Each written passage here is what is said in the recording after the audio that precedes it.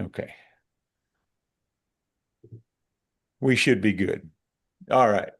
Well, first of all, thanks you guys for jumping in. I know some of you it was a late notice. You got it. I appreciate you jumping in. What I'm going to go over today is a program that we have at Azimuth of understanding your organizational health. It's not a new program. This masterclass or webinar, whatever you want to call it, is new. I'm trying it out to see how it goes. And if it goes well, we're going to do this more often.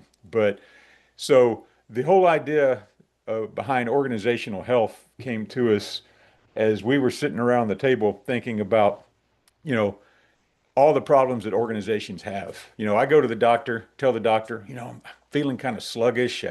I don't have energy, and he tells me what's wrong, right? Maybe I feel great, but I have symptoms of something. And I started thinking, you know what? That's the same thing with the organization. Our P&L says we're making money, right? I'm getting clients, we're building business, but something's just off. And a lot of times those things are off. We see indicators that would tell us what it is. And that's kind of what we're going to talk about today. And some of those indicators could be burnout, conflict, some other signals that we may see in our organization. And understanding this is going to help us move from that chaos we may be feeling in an organization into some clarity. So hopefully what you'll get out of this is why the symptoms like burnout signal a system failure. And we're going to talk about four different systems that drive organizational health and how to diagnose your organization's weak points, and hopefully get you an idea of what a path from chaos to clarity is going to look like. So here's the problem that we're seeing, right? Everybody, they just talk about, I'm so tired, right? We're witnessing burnout in our organization. And burnout isn't doing too much. It's doing too much of the wrong thing with the wrong strategy, maybe the wrong people, and it starts to erode your energy and your health, and it can affect other levels of your organization as well. So what happens with burnout? I mean, people usually shut down, right? I know I do when I've just overtired and I'm tired of doing whatever I was doing. I just need to relax and stop for a while. We also have indicators that show up with unprepared leaders. Now, what do I mean by that? And I think we all work in organizations or have worked in organizations to where people get promoted, right? Because they did a great job. You know, Dan, you're an amazing salesman, business developer. So I'm going to promote you to the regional director of business development or the VP of business development for your company. But if I don't prepare you for that position, I'm setting you up for failure. So this is something we see in organizations that can impact their health. The other thing we see is conflict avoidance. You know, every team, every organization has some type of conflict. And a lot of times we see leaders that ignore it, push it under the rug, don't deal with it. Well, it only gets worse. And here's one of the ones that we see a lot is we're really busy. I do a lot of networking and I'll ask somebody, hey, how's business going? Oh man, we're busy. Well, what does that mean, right? You're busy. You're just doing stuff. So you're constantly moving, but the needle never moves, right? You're not progressing anywhere. So your busyness, does it actually matter to your organization? So kind of reframing that problem that we hear and see all the time, it's not a matter of motivation. People are motivated to do the right things, but what it is you have a problem with your system, all right? And symptoms like burnout, turnover, disengagement, these aren't flaws in your people. They're signaling a misalignment somewhere in your system that the organization runs on. So often when we treat symptoms as the root cause, we waste time, money, and trust, and we don't really solve the problem. If you've ever gone to the doctor and said, Doc, my back hurts. Can you give me something for my back? Most of the time, because I don't know about you guys, but I've been to the doctor for my back before. It's very seldom ever my back. It's usually something adjacent, like a misalignment of my hip, or the big one, my hamstrings are so tight because I'm sitting so much that it's causing back problems. Well, this is the same thing in an organization. It's never really the symptom we see as the root cause. So we need to dive deeper into the system and figure out exactly what it is. So here at Azimuth, we've created this organizational health model that we look for alignment across four systems. Okay. So, and I'll explain the colors here in a minute, but we have your operations. This is how you do what you do. If it's a product, if it's a service, whatever it is, this is the outcome of everything you do. This is what makes your money. This is what gets you your clients. So your operations. Then there's the strategy. This is the direction. This is how you're going to do what you do, right? And it's not just about something that's on paper. This is how you live. And we look at culture, right? This is what you do when the pressure's on. Culture's not, we have a pizza party every Friday, right? That's not what culture is. But you're going to have a culture by default or design. So your culture is going to become what you allow. So we look at culture and how it impacts.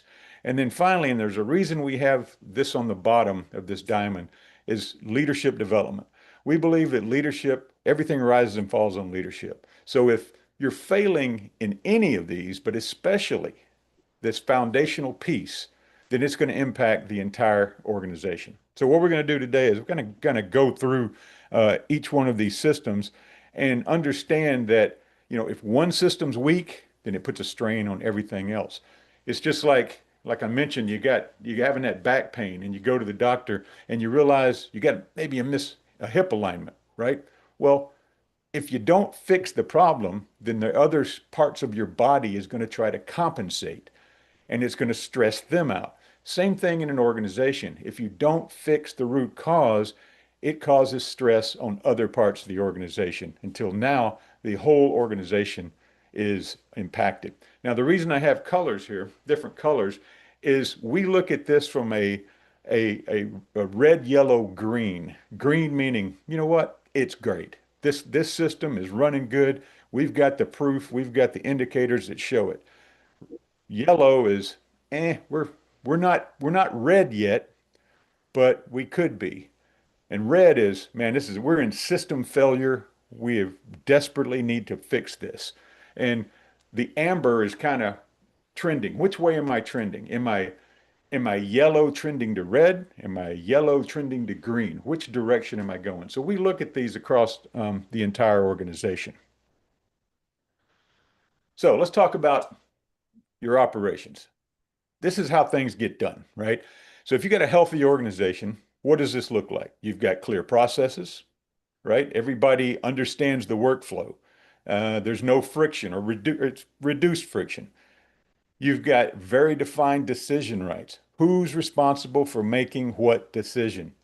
There's a clear communication flow and there's accountability loops, right? I know who's responsible for this and who is being held accountable for it. But what are some of the indicators that we see when these parts of the system starts breaking down? We often see firefighting, and firefighting is I'm constantly in crisis mode. And how many of you have felt this before in an organization? Yeah, Dan, you got an example of what that feels like? You're muted. I There you mean, go. it feels exhausting because you're kind of potentially fighting for your life in the company or for the program or whatever you're trying to accomplish.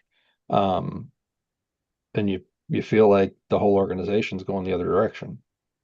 No, absolutely. Because when you're putting out fires, you're really operating with blinders on that you only see that particular crisis. So you're not able to see the overall vision or the strategy anymore. And when the vision disappears, now you've lost your way. Which direction am I going? When I come out of the smoke, when the crisis clears, where am I? The other thing we see is slow decisions. Man, these bottlenecks, when Who's supposed to make the decision? If it's not clear and nobody wants to stand up and take responsibility for it, then the decision never gets made or it becomes very slow. And what happens then is that can be you can miss out on opportunities for new clients, opportunities for engagement with other organizations, whatever the case may be. And we often see rework. Man, this is one of the things I've always hated. Why do I have to do this again?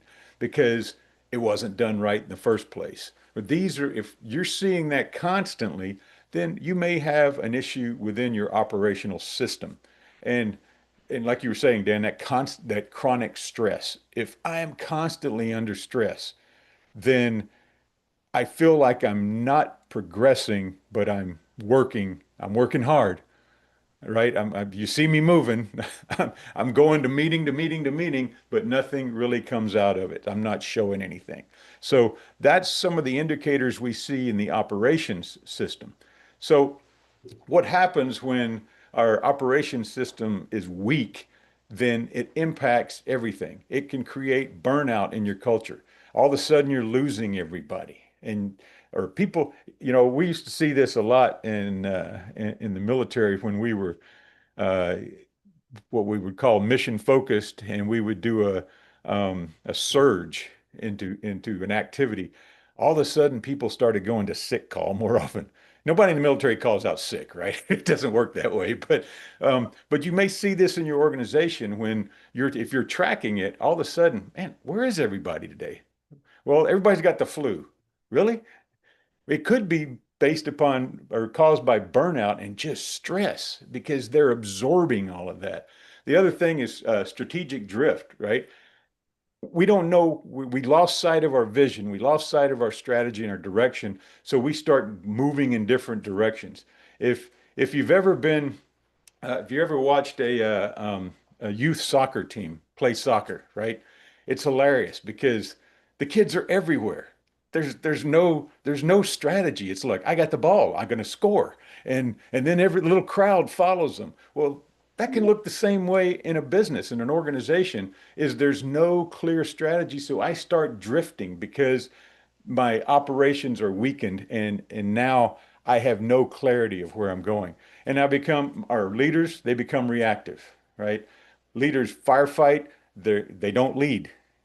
Leaders are supposed to lead, right? We share our vision and we show the direction of that vision. But when we have weak operations or there's an illness in that system, then we start seeing some of these things. It impacts every other system in the organization. Now let's talk about strategy, right? This is your clarity of direction, right?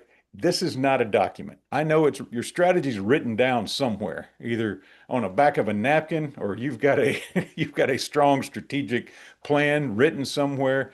But if it's if it's not clear, if everybody in the organization doesn't know what that strategy is, right, then it's not going to get done. What are the clear priorities? In a healthy strategy, you have those clear priorities. What are the top five? What are the top 3 to 5 things that we as an organization are trying to get done? What are the trade-offs? What do I say no to? How many of you have been told, "Hey, Charlie, I'm gonna add, I need you to start doing this." And your first was like, "Okay, well, what do you want me to stop doing?" "Oh, nothing. I want you to keep doing everything you're doing and this," right? Because when everything's a priority, nothing's a priority.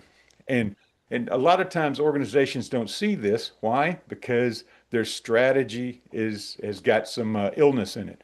And you're not measuring, or you're able to measure outcomes when you have a clear strategy. What are the outcomes I'm looking for? What's going to take me there? How am I going to get to it? What do I need to do there?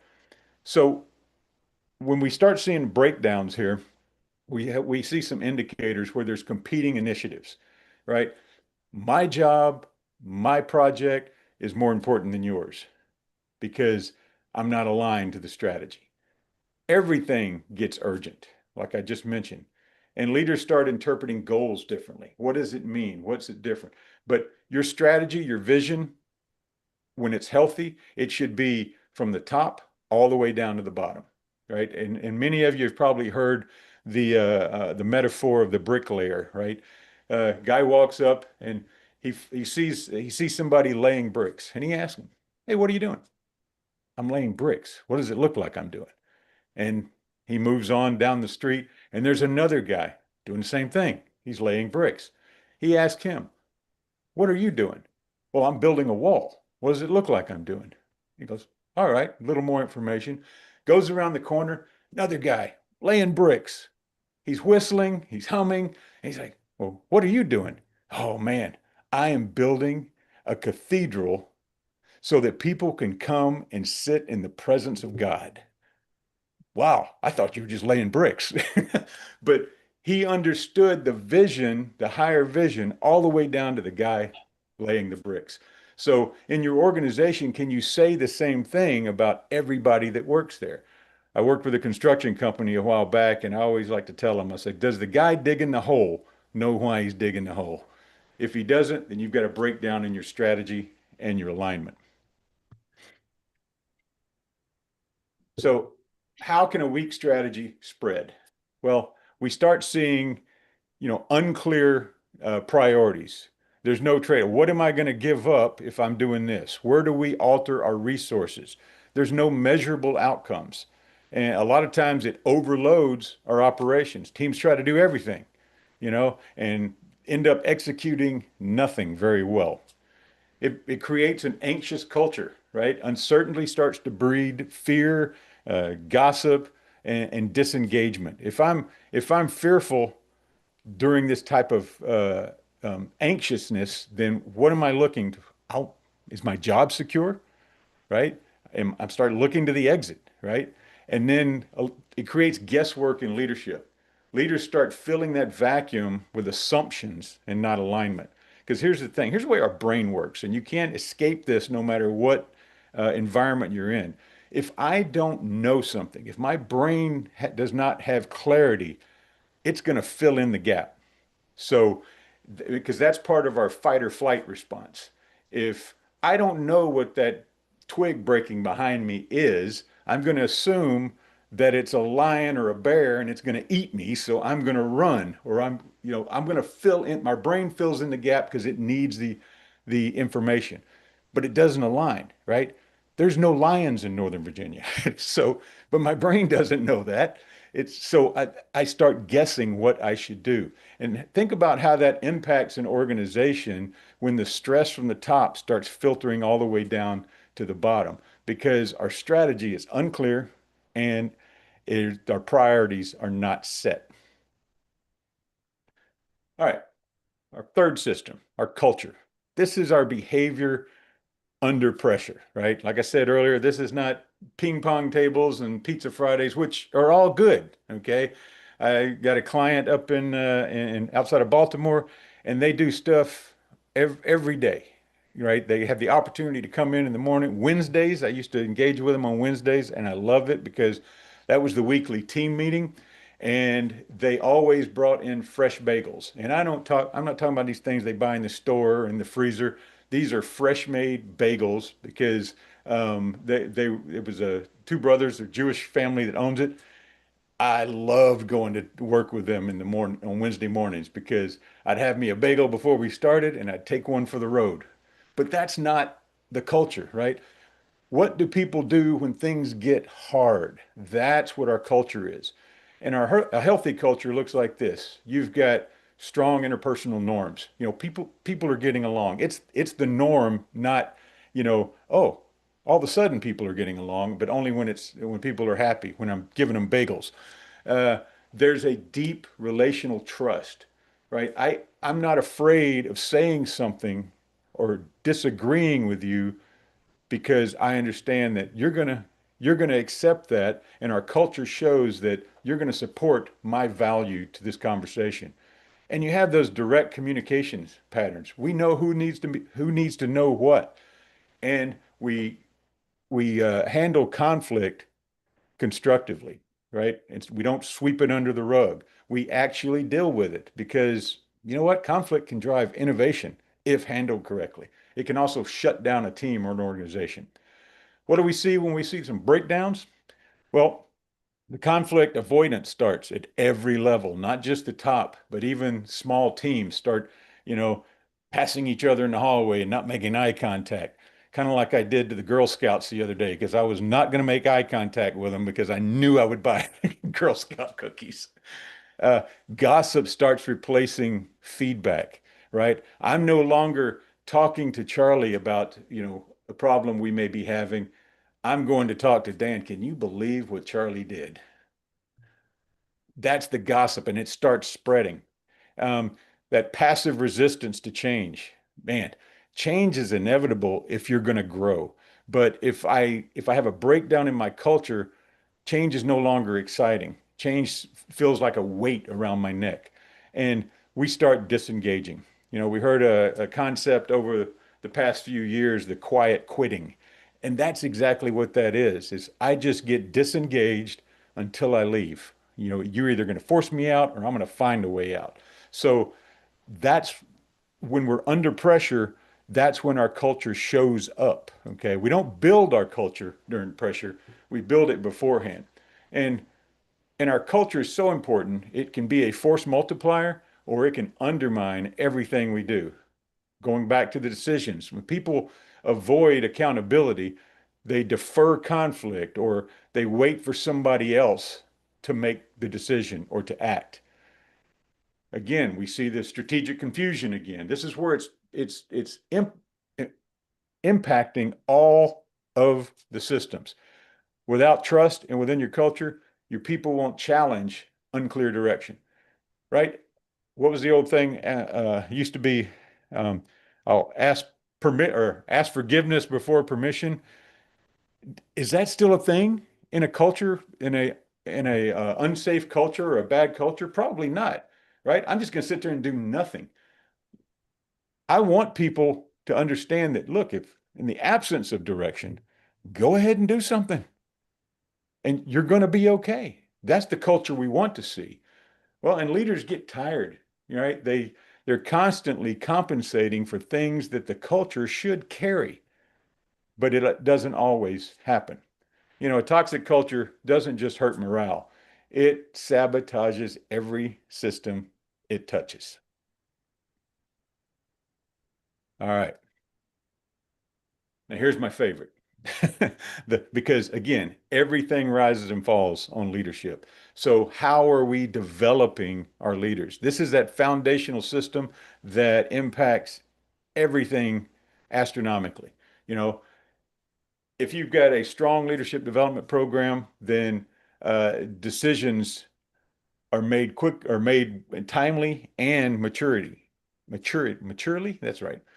There's self-awareness. Okay. In our leadership development program, the first two competencies that we go over in the first level of leadership development are decision making and self-awareness because they're so important. If I don't know who I am and how I am, it's going to impact the decisions I make. And the decisions I make is going to impact everything in the organization, second, third order of effects. We also have in a strong leadership development system, we have system thinking, right? I'm thinking about how my actions impact the whole, not just my little silo within the organization. And we have an accountability model. As a leader, I hold myself accountable just as the standard of how I'm going to hold everyone else accountable. But what does it look like when this breaks down? Well, a lot of times we see promotion without being prepared.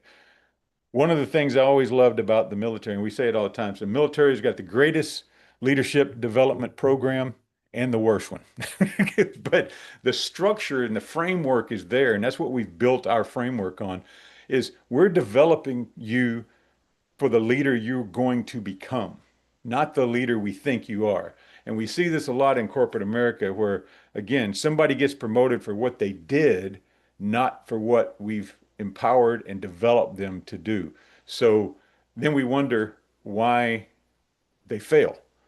Um, One of the things we started doing at Azimuth is we've got a program that actually we can actually certify your leaders across four levels of leadership: leading yourself, leading at the dyad or one-to-one, leading teams, and leading organizations. And then within each one of those, there's 8 competencies that we're gonna cover. So because what we've seen is if you're a cybersecurity professional, you need a certification, right? If you're an accountant, you need a certification. Name a position, you probably need a certification. If you're a leader, we just promote you and hope for the best, right? So that's that breakdown in the leadership development system that we try to fix. So how does how does this all come together? So we use a framework, what we call the ASMA framework, or 3 degrees to clarity, of awareness, alignment, and accountability. The awareness piece, leaders understand themselves and the system that they operate in. They see and recognize patterns that uh, show where they need to put time, resources, and further development. That's the awareness piece. If I don't know what's missing, then I don't know what to fix. So I have to be aware of it first. Then we can start aligning our goals, our roles, and our behaviors to match that. This is where the strategy, the operation, all 4 systems come in and they start pointing in the same direction and everybody sees it. That's the alignment. And finally, with accountability, these are the standards that are getting reinforced consistently, right? Leaders model the expectation, follow through on commitments, and hold others to the same bar. It's that simple. Now, this whole concept, this isn't a one-time event. This is where a lot of programs fail, is we come in and I'm gonna give you a class on leadership. I'm gonna give you a class on communication and then leave, right? What we're trying to do is build the awareness, alignment, and accountability that are ongoing practices and that deepen and strengthen over time. That's the framework that what we use. And every organization can use this. It's not, like they say, this isn't rocket science, but it is important. So how do these systems interact? Each operates on its own, but it also interacts with one another, right? Your strategy drives operations. Your culture impacts how the strategy is implemented, how operations happen, and how your leadership, again, is the foundation of all of this. You break one, and everything is going to start to fall apart. And so I'm glad Kumar jumped on here today. Kumar knows the story recently of that. I just went to Blacksburg to see my son, and I took a train. And Thursday I took the train. It was great. I loved riding on the train. Got some work done. I was like, man, I wish we had this more in other places. My son wants to. He's really an advocate for the bullet train. So, Kumar, if you got any pull, create the bullet train so we can travel more. But we had a little hiccup coming back, right? And that's what I see it as a hiccup, but it's got underlying issues that should be addressed within the organization. So I'm standing, and Charlie, you're in Roanoke, you know the train station, train platform. Let me rephrase that.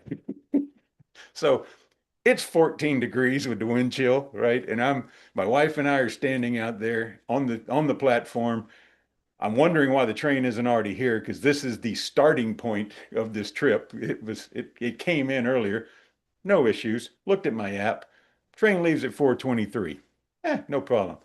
My wife at 4:20. Why is the train in here? I don't know. It's only going to take a few seconds for it to come in, and we'll be on the train.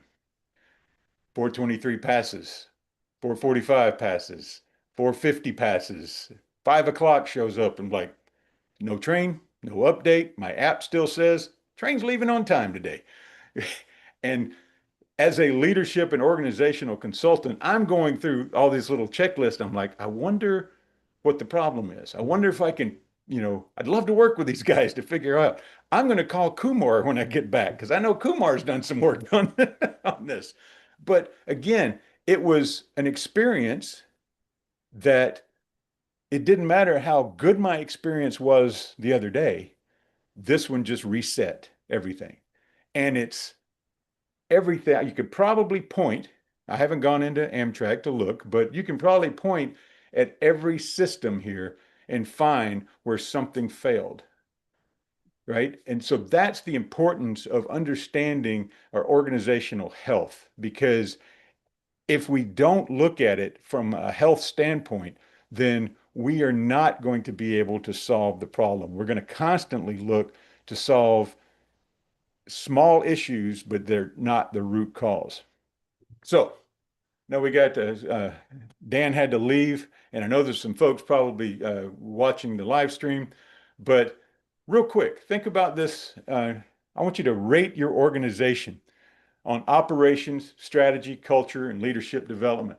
So give yourself a rating from 1 to 5. 1 is, hey, we need help. 5 is we're aligned. Okay. So asking a key question on operations. Do decisions move fast and stick? The decisions move fast and stick. I'll give you a second to think about that and give yourself a rating of 1 to 5. All right. The next one, strategy. Does everyone know our top priorities? When I show up to work this morning, I knew exactly what I needed to work on. 1 to 5. Culture. Do we confront issues directly? Or do we wait for somebody else to figure it out? 1 to 5.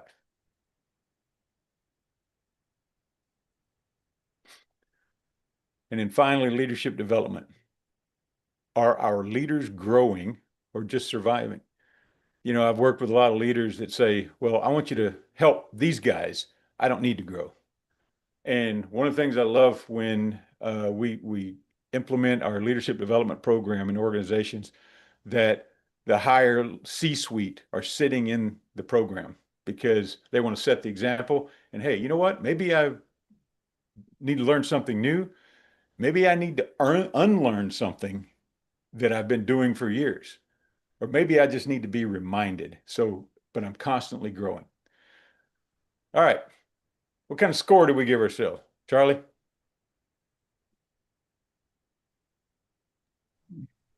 I had all threes and the last one of 4. Okay.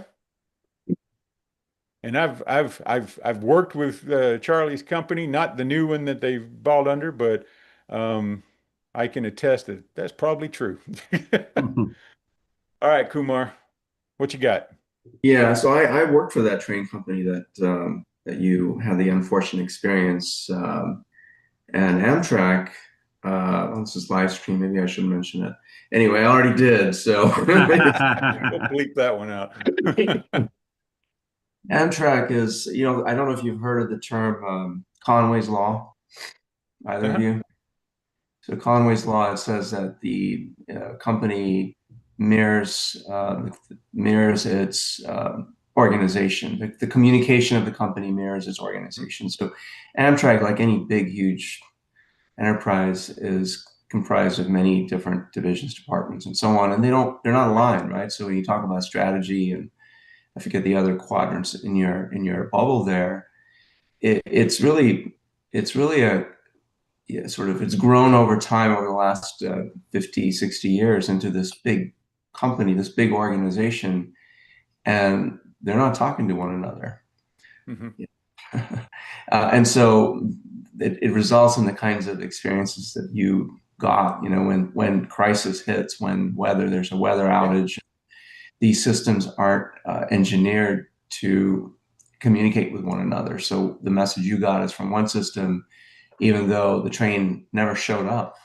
right, You're getting messages that, hey, it's already left the station, and you're sitting there waiting. Well, there's no train here. right, right. And so it's a reflection of the company, and a perfect illustration of Conway's Law, that it needs a real rethink in terms of how they communicate strategy across the organization, all the different parts of it. And being a quasi-government funded company, that adds many layers of complexity to how they operate. So I rated pretty low in all areas. Yeah. Well, I spent over 30 years working for the federal government, and so seeing these as an organization, even at individual organizations within the larger government, we suffered from this all the time because, and it's normal, right? We look at diabetes as the silent killer, right? But you can walk around with diabetes and never know it Mhm. until there's an issue that you can't recover from. That's why it's so important to go to the doctor and get tested. Check your blood, your other labs, and say, "Hey, what's going on? I feel great, but wow, I've got this issue bubbling up inside of me that if I left it alone, it could kill me or is going to kill me." So same thing with an organization, right? We may not see or feel the pain yet, but these indicators that are showing up need to be addressed from an organizational health standpoint. And that's why we developed this program, right? It, and ignoring it comes with a cost, just like ignoring our health, our physical health comes with a cost. The average cost of a turnover is about 33% of that employee's salary, average annual salary. So that's not to include now you got to hire and train somebody else to do that job.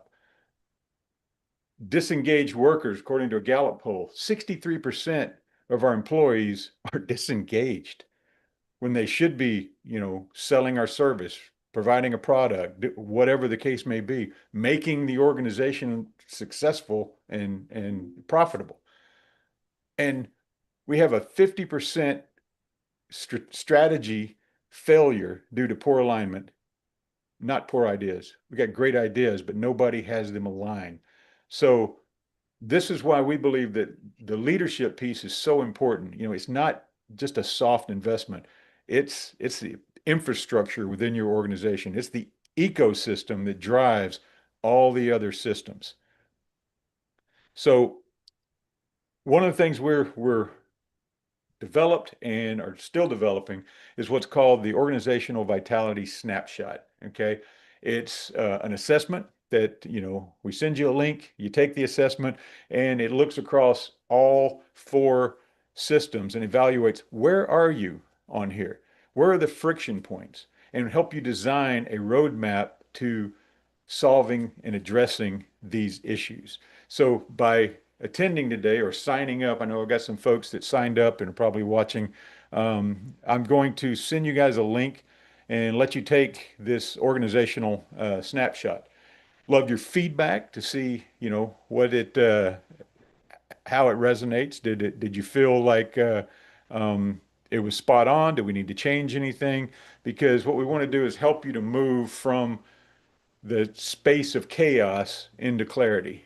It starts with awareness, understanding how your organization is right now, and then you complete the snapshot, gives us a better picture, and then we can discuss any onward strategy to help you. That's it. Do I have any questions from you guys? Do you feel this resonated? I mean, that's because I'd love your feedback. Like I said, this is the first master class that we did on this. We're going to do some more, but did we miss anything? This is such a big topic. I think this is a good broad overview of organizational health. Hmm. It's such a broad topic, and it really depends on each company is different, each organization is different, Yep. and I like the framework. I think it's a good one. What you've developed. Yeah, that's all I'll say. Awesome. Thanks, Kumar. Charlie, what about you? Yeah, no, I think it's a great starting point. Um, I think that I echo that. It's you're taking on something that, quite frankly, every little piece or component could be weeks of discussion around. So I think it's probably impossible to do anything other than kind of lay a foundational framework on the what the journey might look like, and then kind of go from there. Um, there's probably some things that I would chat with you about as far as some of the dysfunctional stuff, but that's neither here nor there for the content. And I think it's really good. I'm just trying to look at my notes and see if there was anything that jumped out at me as far as um, something we're kind of bringing up in this moment. But I certainly enjoyed it and am intrigued by where, given this foundational sort of platform where you've started, what do you recommend for companies like ours or others that might be listening as far as, why does everything we just talked about in the last hour matter? And what do I do with this newfound, or maybe I've known it all along, but you brought it to the surface. What do I do with this information? Well, and that's follow-on engagements. We're giving you an assessment. You come in, if you go to the doctor, and you're worried about, hey, what's my health? We all go to a physical, or we should every year, and they do labs, right? That's what the assessment, the snapshot is. It's kind of like, here's your labs. We're seeing an increase in, your glucose level, okay, or a decrease in your iron. We need to take further steps. We need to go to further evaluation. And that's with the same thing with the snapshot. It's that moment in time to where, based upon what you're telling me and what we're seeing, this is what we believe you need to work on. And that initiates a longer conversation and all the way into an engagement to be, we have a 90-day engagement where we go in and start breaking these down. We start talking to people in your organization. We do working groups to get to know behind the curtain what's going on. And we present leadership with a report and a strategy to address all those. Because not everybody needs the same treatment. That's where a lot of folks that do what we do, they have the cookie cutter treatment. Here, take this pill and all things are going to go away. That's just not reality. It's not reality in our physical health. It's not reality in our organizational health. Every organization is different, so they have to be treated differently. So that's the path that we take. All right, gentlemen. Well, I appreciate you joining me. And I know, Kumar, I'm on your calendar for Thursday. We can talk a little farther. Charlie, I need to get on your calendar so we can catch up. And Yeah, absolutely. all right. Well, God bless you guys. Take care. Thanks.